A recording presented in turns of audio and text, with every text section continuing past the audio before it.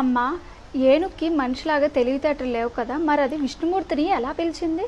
పూర్వజన్మలో అది ఒక రాజు ఋషి పెట్టిన శాపం కారణంగా అది జ్ఞానం అంతా తొలగిపోయి ఒక ఏనుగులాగా పుట్టింది. కానీ ఆత్మకి వాసన అనేది ఒకటి ఉంటుంది కాబట్టి దాన్ని కాపాడేవాడు ఎవడో ఒకడు ఉన్నాడు. కానీ వాడిని ఎలా పిలవాలో దానికి తెలియదు. ఇలా పిలవడం మొదలుపెట్టింది రకరకాల శ్లోకాలతో. ఒక శ్లోకం నాది అనింది కదా, దేవతలకంతా అధిపతి ఎవడో వాడొచ్చి నన్ను కాపాడాలి అనిందంట. ఇంద్రుడు బయలుదేరాడు. ఎవరైతే వేదాలకు అధిపతో వాడొచ్చి నన్ను కాపాడాలి అందంటే బ్రహ్మ కూడా బయలుదేరాడు. ఎవరైతే ప్రాణాలని హరిస్తాడో 5 సెన్సెస్ని కంట్రోల్లో పెట్టుకుంటాడో వాడొచ్చి నన్ను కాపాడాలి అందంట. శివుడు కూడా బయలుదేరాడు. ఎవరి శ్లోకంలో చెప్తుంది అది, ఎవరైతే అందరిలోనూ అంతర్యామిగా ఉంటాడో, ఎవరైతే మోక్షాన్ని ఇవ్వగలడో వాడు మాత్రమే వచ్చి నన్ను కాపాడాలి అందంట. సో ఇప్పుడు ఆ పైన చెప్పిన గుణగణాలతో కూడా ఈ లాస్ట్ గుణం కూడా కలిగిన వాడు ఎవడో వాడే వచ్చి కాపాడాలి. ఎవరు? సాక్షాత్తు విష్ణువు. అందుకే అది పేరు పెట్టు పిలవకపోయినా గుణాలన్నీ చెప్పింది కాబట్టి విష్ణుమూర్తి వచ్చి కాపాడాడు.